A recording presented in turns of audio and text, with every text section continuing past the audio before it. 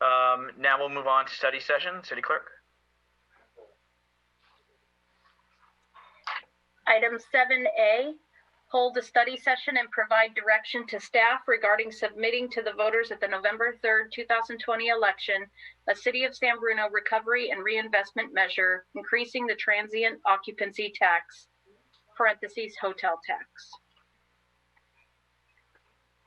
And we'll go ahead and who's going to take on this? Mr. Mayor, Javon Grogan, I will begin the presentation and I will be followed by Mr. DeMartini. Okay. Martini. Thank you. And I promise this will not be like the prior city manager, finance director presentations that go on for hours. We do have a brief PowerPoint slide. And so let's launch. Wow, we had all forgotten about that until you just reminded us. Yeah, the budget was long. And so what we're here to talk about is a potential local recovery and reinvestment ballot measure for increasing the city's transient occupancy tax, commonly referred to as the hotel tax. And so our objective for tonight is to hold a study session and for the city council to provide direction to staff with regard to submitting a measure to voters for this November, actually the November 3rd, 2020 municipal city election for a potential increase in the city's hotel tax. Next slide. Our agenda for tonight, we have 5 items. We will give an overview of improving fiscal sustainability, a project that the council knows quite a bit about. Community polling, ballot question. We will then request guidance from council on next steps and then take questions. And so as we begin, as the city council and the community knows, we really launched a fiscal sustainability project. And we always say that sustainability is key because we are stable, even though COVID-19 hit us in the gut. But unfortunately, we are not sustainable. And that is most noticed by our 2021 budget that we grappled with this year with a $8.2 million shortfall. Approximately $4 million was directly related to COVID-19, and the other 4 was related to expenditures outpacing revenues. And so as the city council knows, in November of 2018, we launched what we termed as the Comprehensive Fiscal Sustainability Project. And there's really a lot for the council and the community to be proud of the work that has been done to date and the accomplishments, and we'll talk a little bit about those. But this is a long road, and COVID-19 actually means that the next time you see this slide, there may be a couple more months on this, if not years, before we truly are fiscally sustainable. But right now, where we are is we are at the red arrow is that implement midterm strategies. And so the city council has, for a number of years, actually, going on 3, looked at a host of revenue enhancement measures. And this project coupled not only revenue enhancement, but with the expenditure controls, looking at other funds that are not the general fund that potentially pose a challenge to the general fund and adopting specific strategies around those, as well as looking at specific ballot questions. And the public knows that Measure G was on the ballot in November 2019 and was approved. And as a part of that list of revenue strategies, one of the things that was talked about was an increase in the transient occupancy tax. And that's really what we want to talk about tonight. But a few of the completed projects under our Comprehensive Fiscal Sustainability Project is we implemented a comprehensive development impact fee program where new development will pay their fair share for municipal infrastructure driven by the city council, and we were able to carry that across the finish line in 2019 and get that approved. The Measure G district sales tax, as I mentioned, pre-COVID projected to bring in $4 million annually. Currently in the 2021 fiscal year due to COVID-19, projected to bring in just under $3 million. We've made a number of improvements to our utility billing process. And there are a couple things that continue to be in progress.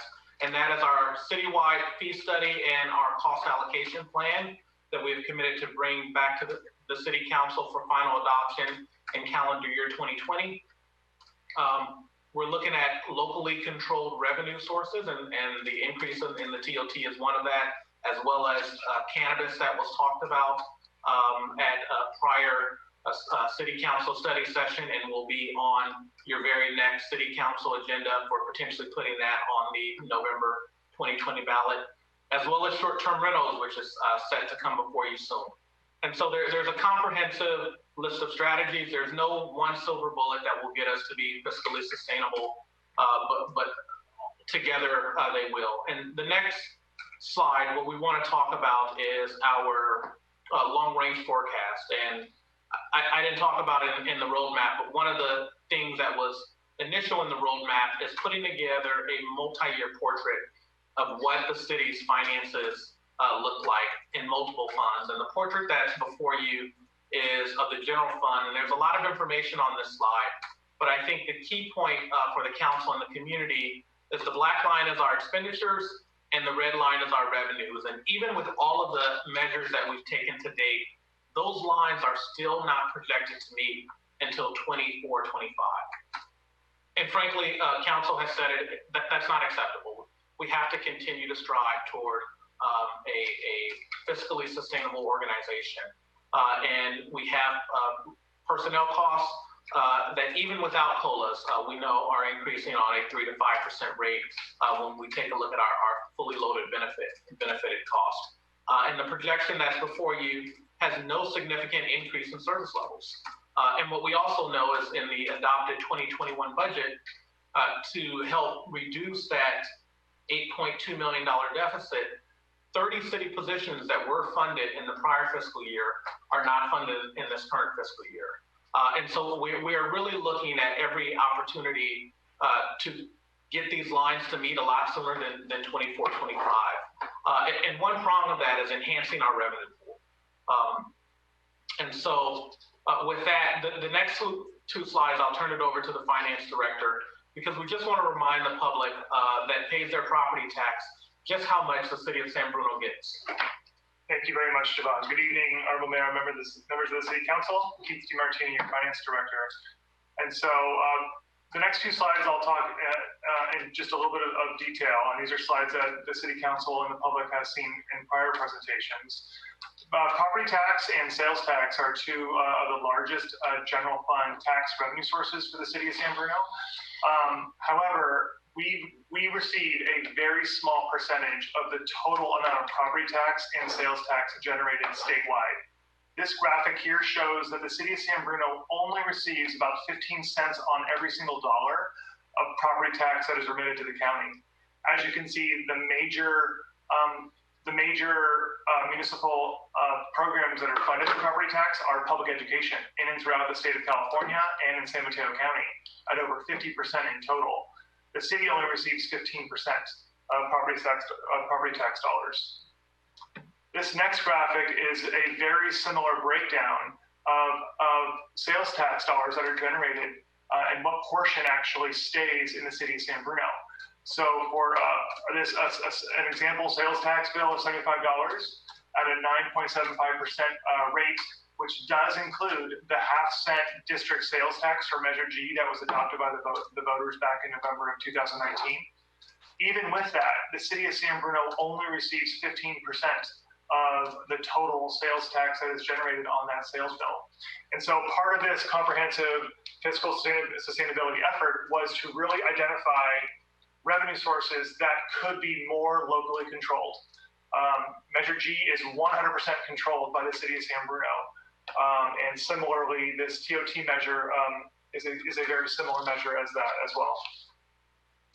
So moving on, the city did commission a community priority survey that was conducted in March of 2020.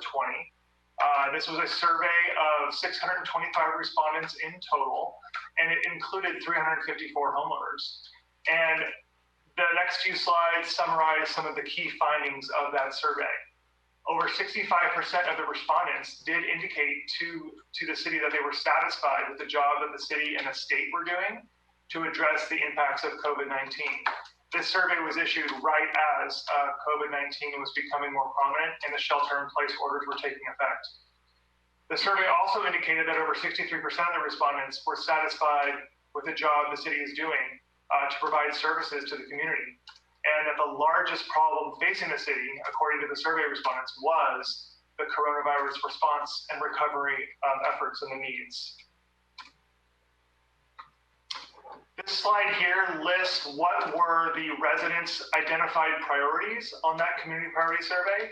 It included the continuing maintaining of our street repair programs and maintaining jobs, supporting families and residents that are in financial transition, particularly from COVID-19, and then also expanding services to support local businesses and maintaining police patrols and safety.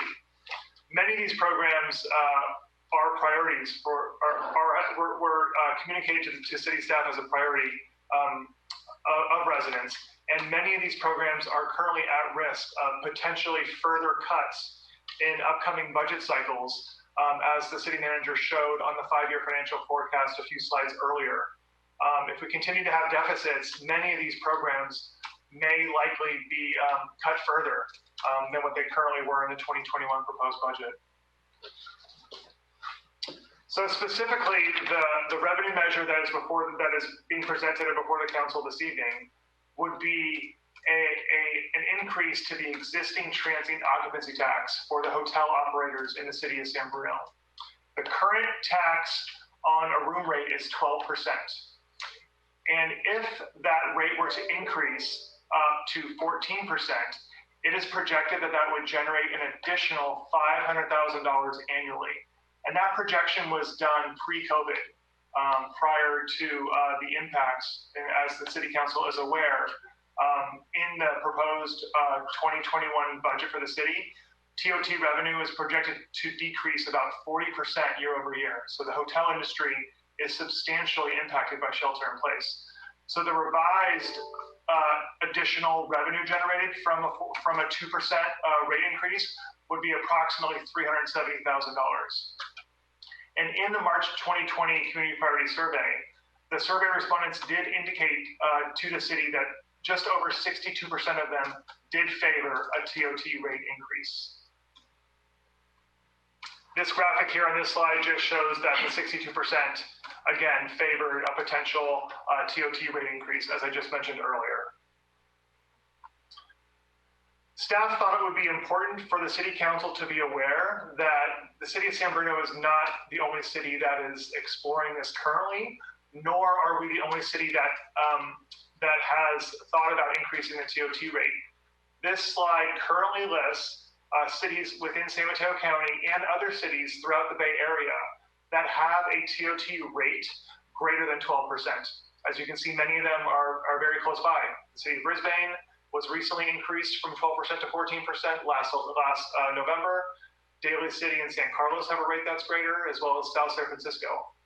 You can see San Francisco has a rate of 14% currently. And there's a few other cities that are greater than 12% as well. The city of San Mateo is currently exploring a TOT rate increase the same time that the city of San Bruno is for council's awareness. Okay, moving on. The proposed ballot question that is written in the staff report that's on this slide, I'm just going to go ahead and take a minute and read it for the city council and for the public. This is the proposed ballot question that's before you.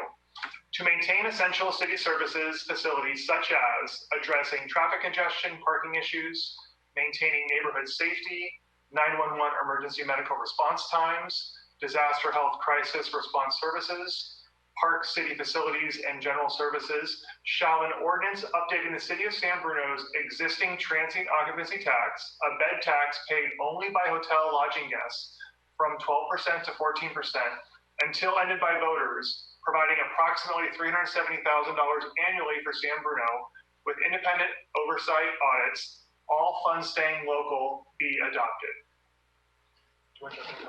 Sure. And I'll talk a little bit about the independent oversight and why that is underlined. So it's really a decision point for the city council. When the TOT tax was initially discussed, it was really intended to help fund our structural shortfall, essentially to provide additional ongoing revenue to help the city fund its operation. That's distinctly different from the Measure G tax that was largely talked about being additive. And what the city council wanted added to Measure G, and what we heard, was a oversight committee that would review where those dollars would be allocated each year and make a recommendation to the city council. And so through this, it's underlined because we wanted to call that out for the city council, because it's really a decision point for you on whether certainly there will be independent audits that will be made public and submitted to the city council. But with the potential increase in this TOT, would you like a oversight board to allocate, or not, I'm sorry, not to allocate, but to review where that additional dollars would be spent, or would you like to retain that sole authority through the budgeting process as we really look at shoring up that structural gap between our revenues and expenditures? Okay, so if the city council continues to support this effort, staff would be prepared to bring back to the city council at the next council meeting on the 28th, a staff report including a resolution and ordinance that would allow this effort to proceed. The resolution would allow the city to submit to the voters the TOT rate increase for the November 2020 election. It would also authorize a process permitting a community submittal of an argument for the ballot measure as well, and the city attorney's impartial analysis, like most ballot measures. The ordinance itself would feature the rate increase from 12 to 4%, and it would continue to allocate those proceeds for general purposes that was indicated in the ballot question itself. And it would also indicate that the effective date of the new tax rate would be March 1st of 2021. So just wrapping up tonight's presentation, again, the request to City Council this evening is just to hold a study session and to request that the council provide direction to staff regarding submitting to the voters in the upcoming November 2020 election a City of San Bruno recovery and reinvestment measure, increasing the transient occupancy tax. And before I turn it over for questions, I wanted to just run through a brief timeline of the upcoming election cycle. And the first item on this list here is actually a meeting that was held by city staff with most of the hotel operators in the city of San Bruno. We held a business roundtable meeting with the hotel operators last Friday. And during that meeting, the city manager provided a brief fiscal overview and outlook of the city of San Bruno.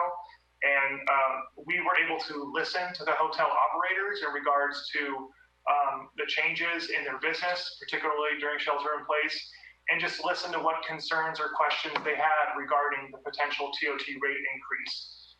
And during that meeting, the hotel operators did request that staff bring back to the city council a potential phased approach to the TOT measure, which would increase that rate over a period of time up to 14%. And so staff wanted to convey that feedback to the council at this time. And so, for example, if the rate were to be phased starting at 13%, that would be in effect for a year, and then increase to 14% thereafter. The fiscal impact of that would be approximately $185,000 less of revenue each year. And so if you were to phase that rate from 12% to 13% to 14%, it would just proportionally reduce the amount of TOT generated. Tonight we are having the study session, and then with council's direction, we would come back to you at the next council meeting requesting your action to place that on the ballot for 2020. We would then, if that were to be approved, we would remit all the required documents to the county to be included on the ballot. And then over the next few months, a variety of community outreach and education efforts would be underway. Election day would be on November 3rd. And if the voters in San Bruno approved, the new rate would take effect on March 1st of 2021. And that concludes our presentation. We'd be happy to answer any questions. Thank you. Questions from colleagues? To the chair. Vice Mayor Salazar. Thank you, Mr. Mayor. So just a couple of quick questions. For starters, the amount that's stated on the ballot language, so that would be the amount that we anticipate getting on year one, rather than looking at a number that is the perceived run rate in normal times. And I'm wondering, why would we want to do that versus stating that it could generate up to a certain amount based on projections? Before that's answered, City Clerk, did we lose Councilmember Mason? Yes, and I'm trying to bring her back in. It's just giving me some trouble here. Just 1 second. Okay, can we just, Vice Mayor, if we can pause on the response? And... I think I got her in. Let's see if she pops up. There she is. Okay, and I see her back. Okay, City Manager, to the Vice Mayor's question. Sure. So the Vice Mayor's question was, the ballot question lists the estimated revenue that would be generated approximately $370,000. Now that is reflective of the economic recession that has been triggered by COVID-19. Pre-COVID-19, the estimate was 500,000. And so the question is, why does the ballot question say the lower amount? And that's just because we wanted to err on the side of full transparency and reflecting today's estimate based on today's economy.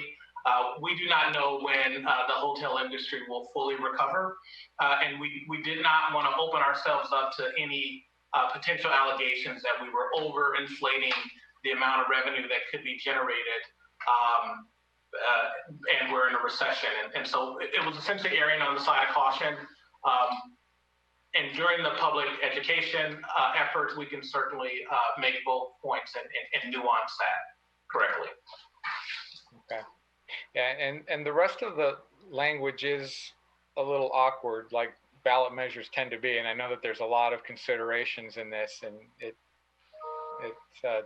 and you have word limits and everything, so it's hard to read for me. But I know that you're addressing certain concerns and you're trying to be as transparent as possible. So I mean, I think overall it should work in combination with some information that could be provided to the voters. Regarding the oversight, I don't think that oversight would be required. I mean, we're adding to a tax that's already being collected, and that part of it is not being scrutinized separately, and so it's going into the general fund, and I think it would be appropriate to just have it go in there and have us review it as part of the regular budget cycle. So I don't think that's necessary. And then regarding the comments from the business owners and their preference to ramp this up, I'm wondering, would it be possible if we were to approve this? Does the council still retain the ability to move that dial back if we're seeing that we're having some negative impacts to our businesses? So say that we do approve the 14% without any language saying that we're going to start off with 13 and move to 14. Could we, from the city council standpoint, still say no for the first year or the first 6 months? We want to stay at 12% and then retain that ability to go up to 14 with the voters' approval. City Manager? Yes, that is true. The language in the ballot question essentially will be a maximum authorization of 14% from the voters, and the city council can reduce that lower and step into it and still be in full compliance with the voter authorization. Okay. All right. Thank you. Those are my questions. Councilmember Davis? Yes, thank you. I actually really like that idea of being able to stagger the percentage. I mean, I can't imagine being a hotel owner. In fact, I've been communicating with a lot of hotel owners over all throughout California because we're all struggling to pay their water bills. And it's difficult, extremely challenging times, and I don't see the economy turning around for a while. So I can imagine how they would feel about knowing that this is coming. So I would be very interested in some sort of staggered percentage up to the 14%. I did have a question. What about City of San Mateo? I see that they're interested. What is their current TOT tax, and does anybody know what they're thinking of increasing it to? Yeah, through the chair, I believe their current TOT is 12%, and I believe they're looking to raise it up to 14%. But I cannot confirm that because they're in the same timeline that we are conferring with the city council about obtaining council's direction about how to proceed with the ballot question. Okay. And then South San Francisco has a $2.50 conference tax per room. What's that additional cost about? I believe that additional cost is for I believe their hotels are set up to have a number of conferences because they're a lot larger hotels, and so they have a separate tax that goes into a separate pot of money to use for that is generated for conferences. Okay. So like the city of San Bruno gets TOT revenue from folks that stay at our hotels, and then in South City there's a separate tax that's a separate revenue source that's generated for South San Francisco for conferences. Again, I can't confirm the details of that, but that's my understanding of how that tax works. That works. Thank you. Those are my questions right now. Any other questions from council? Councilmember Medina, and then Councilmember Mason. Yeah, I agree. The language is just all over the place, but it seems that's some English major somewhere that's turning over in their grave.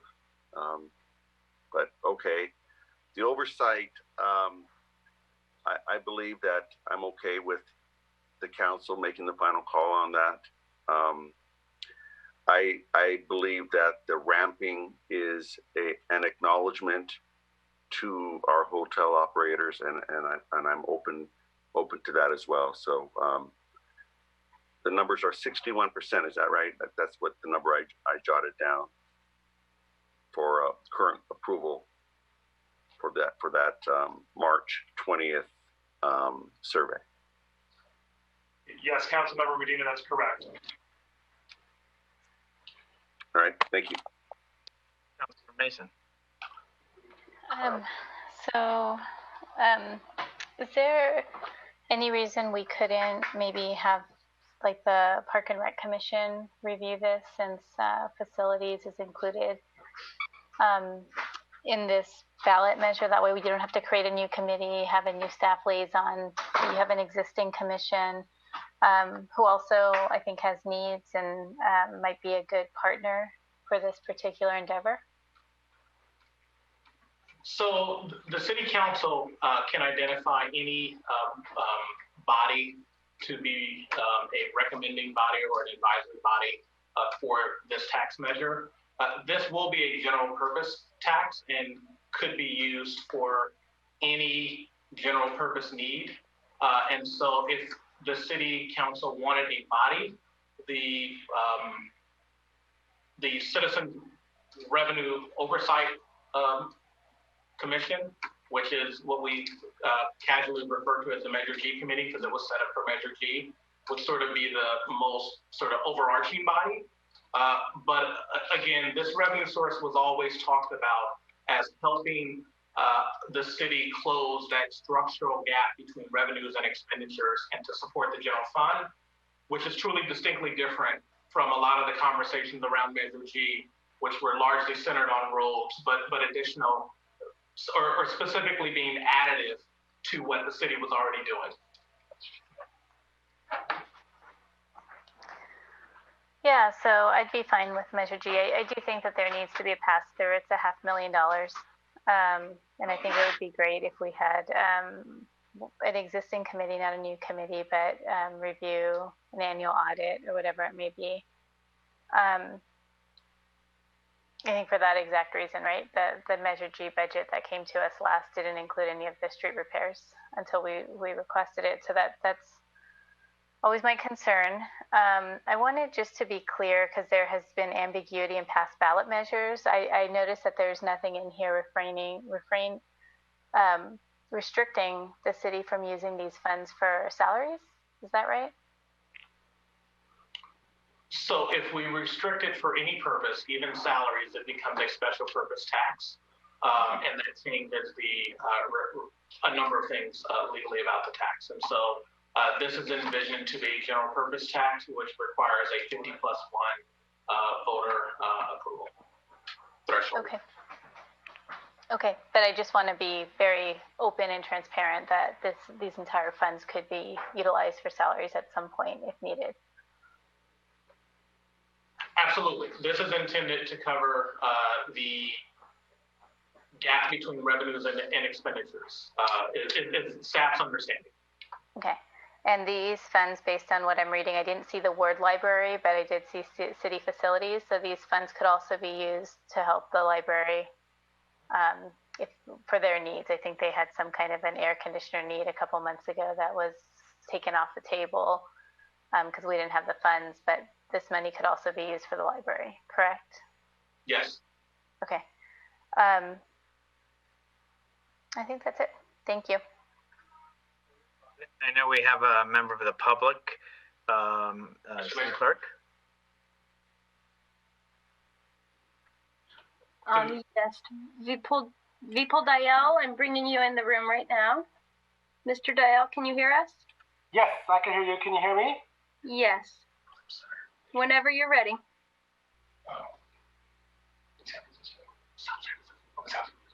Go ahead, sir. Mr. Dayal?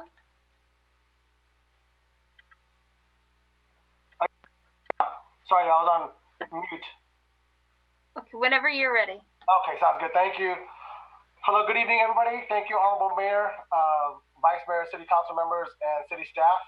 My name is Vipul Dayal, and we own the newly rebranded Hotel 1550 San Francisco Airport Hotel. Before I begin, I just want to say thank you to Mr. Keith and Mr. Jovan for meeting us a couple of days ago. We really appreciate it. And I could tell from your guys' questions, the City Council members' questions, and by your comments that you guys are really understanding the hurt that we are facing as hotels and as the travel industry in general. I just wanted to point out a couple of comments in case you know or you didn't know that we started seeing decline in our business in December 2018 because that's when China started banning their travel. So it started much later than what everybody thinks here in San Francisco or here by the San Francisco airport. And then number two is, if you don't know, is that 95% of our guests pay via credit card, and so they also pay their TOTs via credit card, which means that we in turn pay our credit card fees. Our credit card fees are normally between 2 to 3%. So that means we lose money every time a hotel guest pays their TOT via credit card. So it's not really a one-for-one exchange because we're paying the 2 to 3% credit card fee. And another thing I want to point out is that I strongly believe that the $370,000 that's listed in the ballot measure should not be there. I don't think it's going to be that high. Just to let you know, business is severely down, and we don't see no end in sight. I think it's going to be till 2023, 2024 till we start to get back to 2019 numbers. So I'm urging everybody, I'm urging you guys to, strongly consider the stagger approach, which is let's raise it to 13%. We know it's going to pass as hotel owners. 61% of the polling that was done says it's going to pass, and so we already know it. We're just asking for a little bit of mercy, and let's use the stagger approach. Let's do 13% right now, and then 14% the following year, and let's just put it on the ballot. Let's be transparent about it. I know the city council, you could always dial it down, but let's be transparent. Let's put 13% or 14% on there. That way it gives us enough time during these crazy times to adjust, just as the city and everyone else is as well. Thank you. Thank you for your comments. Not seeing anyone else from the public. Bringing it back to council. couple things that were asked, but one is having a dollar amount placed within the ballot. Now, when we started to discuss as far as a tax for cannabis, there was discussion of there was a dollar amount, then it was said, well, or suggested, but then not to put it because how do you really know, right? There was no really guarantee, and we wanted to try to give a realistic number. So what's the thought on that? Mr. Mayor, if I may. Please, so City Attorney. Does require that there be an estimate of the amount of revenue to be generated by the tax. That estimate could be zero, or it could be like it was for the cannabis measure, or it could be a different number like it is for this measure. Okay, so, but we chose, if and correct me, not to put a dollar amount on the other potential measure. The estimate, the other ballot measure says it's not expected to generate revenue initially. All right, so that's the clarification, is because it doesn't exist, so therefore it won't generate, so that's why that's not there. Right. And I know it was asked about facilities. So facilities in general, whether it's as Councilmember Mason brought up at the library, but it's also the cooling and other situation that the PD is facing at that facility that could possibly be funded. It could have been for better security with here at City Hall when it starts to open again. Those type of dollars could be utilized at any of our facilities, right? Yes, sir. It could be used for both capital and operating costs. Okay, thank you. Other questions or comments from my colleagues on this? And again, it is just a study session, so we're not looking for motions or seconds, but just direction for staff. Councilmember Medina. The $370,000 number from VPOL's estimate, how does staff, how did they come up with that number, and could they possibly give an answer where they got or how they came up with it, and maybe re-examine it? That's all. Sure, Councilmember Medina, this is Keith. And so the $370,000 estimate was based on the fiscal year 2020, 2021 adopted budget for the TOT revenue for the city of San Bruno, which is approximately $2.1 million, which again is approximately 40% less than what was being estimated in fiscal year 1920. And what was being estimated in 1920 was again less than what was previously our sort of run rate of actuals at over $3.7, $3.8 million annually prior to the economic downturn. So it's based on our 2021 adopted budget.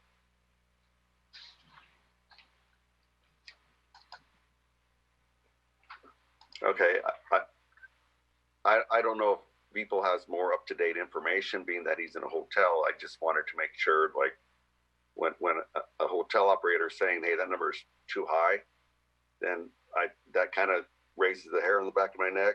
Like, our whole budget wise could be off, but these are estimated budgets, and I just wanted to highlight that, and it is a study session, so we can go back and maybe look at some numbers from when you met with the hotel operators. Did they give you like their current reservations and how things are going for them when you talk to them?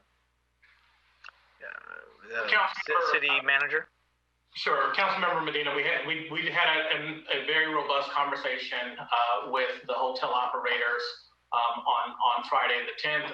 In addition, I have been individually calling hotel operators and having discussions with them, as well as a lot of analysis went into the development of our 2021 budget and the projections for TOT, in addition to looking into estimates of what we think would occur in San Bruno, also partnering with neighboring municipalities up and down the peninsula, looking into hotel operations. And, I do understand that, we had one hotel operator, Vivo tonight, who said that he thinks that estimate is high. We will certainly circle back with him, and the conversations that we had with the hotel operators were very enlightening, so much so that at the end of the meeting, I asked them if they would like to continue to have these conversations with me and Keith on a regular basis. And so we'll start a cadence of that. But certainly we will monitor TOT receipts on a monthly basis. And when we provide the city council with quarterly updates, we will have a better sense on where we are with our budget, not just in TOT, but everything. That's fine. Thank you. And if I can, Mr. Mayor, we did research an answer to your question about South San Francisco and their additional $2.50 per room tax. The city of South San Francisco has a conference center, and that tax actually helps to fund their conference center. And so we've been to a number of meetings there, and so that's one of their built-in funding mechanisms within their TOT is to help fund their conference center. You're correct. Yes, thank you for looking into that. Other comments, questions, and or direction? Maybe the first question is, does council wish to proceed with giving direction to staff to having them continue to have it on the November 3rd, 2020 election? See a yes, a yes, a yes. Vice Mayor? I'm not saying about the percentage, just about whether we want them to proceed. Right. And so one question before I give my answer to that. I'm also hearing rumors of a lot of other tax measures that are going to be on this ballot, potentially a Caltrain tax, taxes for all kinds of other things. So how are we feeling knowing about everything else that's out there, that our tax will compete favorably with those, and that we will be successful in this go around? Sure. So fair question. Through the mayor, let me take that. Certainly, when the city puts a tax measure on the ballot, we do that in the hopes that it will be successful. However, because we are a city and we are spending municipal dollars, we cannot advocate on behalf of the tax. And so once the city council decides to place the measure on the ballot, the conversations and the communications that we have are very sort of strict and guided by law. And so we're always very sort of cautious on not wanting to sort of trip into advocacy, but play that factual information role.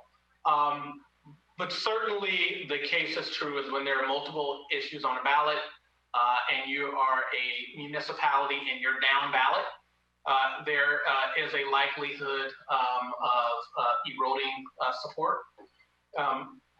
And just to be clear, the direction that the city council is giving tonight is not to actually put it on the ballot.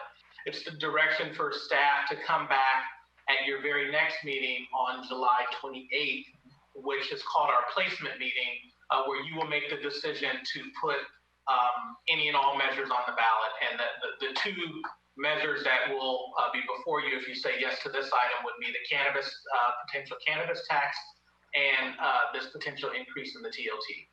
And so, yes, we have been tracking other measures that may be put on by other entities. But essentially, we're making the decision that we think is right for our fiscal reality, and hoping that the voters recognize that and make their own independent decision. Right. And we've been going down this path for quite some time. And so it's been our, we made a choice a long time ago to consider this and start developing it. And I think we've done all our due diligence and we've done the research.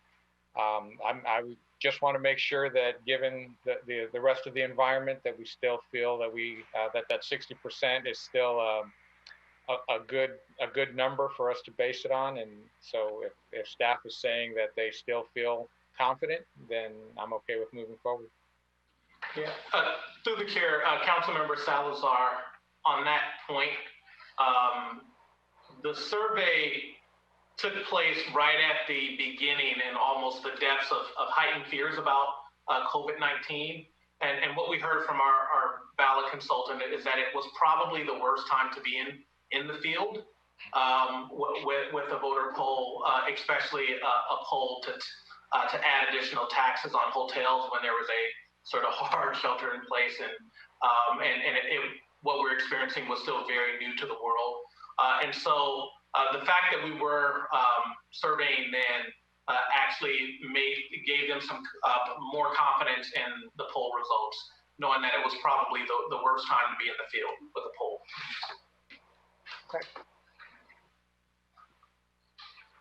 Okay, so what I'm hearing from the 5 is to proceed forward with a TOT tax. I think I also heard numbers can be double checked as far as that amount of potential income for the ballot. And then I think the last thing is on the verbiage and how it would want to be said in regards to the up to 14%, and the council can do it, whether it's the staggered in way. I think that's one of the other. Is there anything else, City Manager, that we need direction from council? The oversight, whether the council wants to have a oversight board. I will say that on the ability to ramp up, the city council had the choice there in whether you put it within the language of the resolution, or you leave the language as proposed and retain that flexibility to lower it. And so that's just a nuance that you may want to consider. Okay, so there's the 2 items left that you heard, City Manager, so I won't repeat it. Any further direction from council? So I think we have 2 questions we all need to answer. Through the chair. Vice Mayor.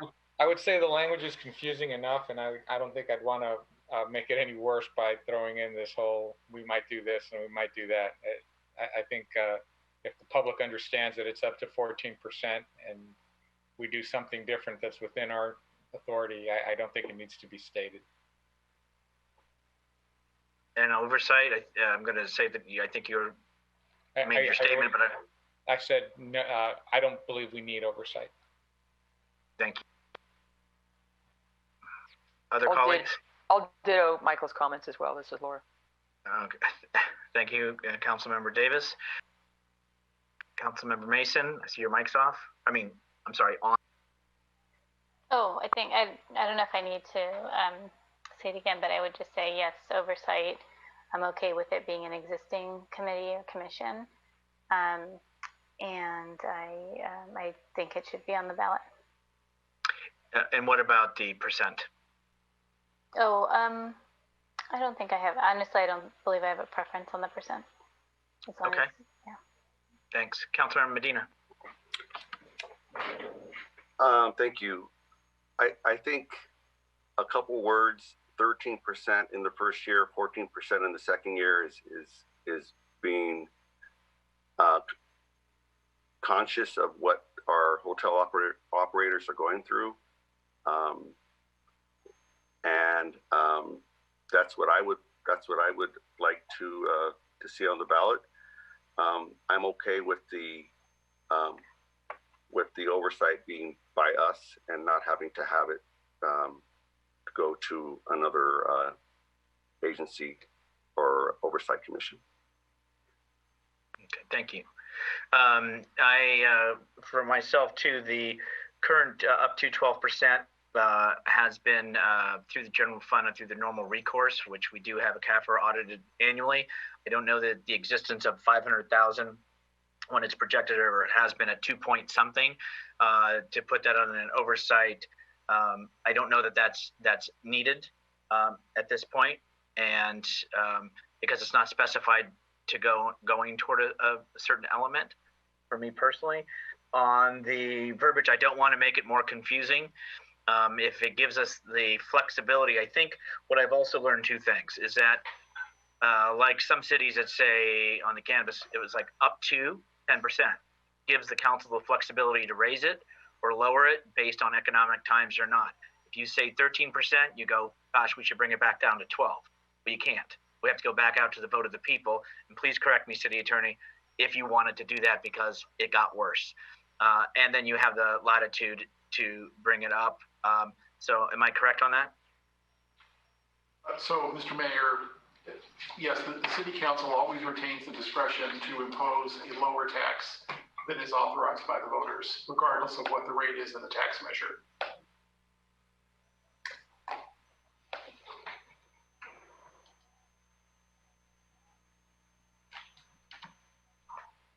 Muted myself. Sorry. Oh, okay. You know, I don't have. I do want it on the ballot. Yes. I think we've already said that. I'm not.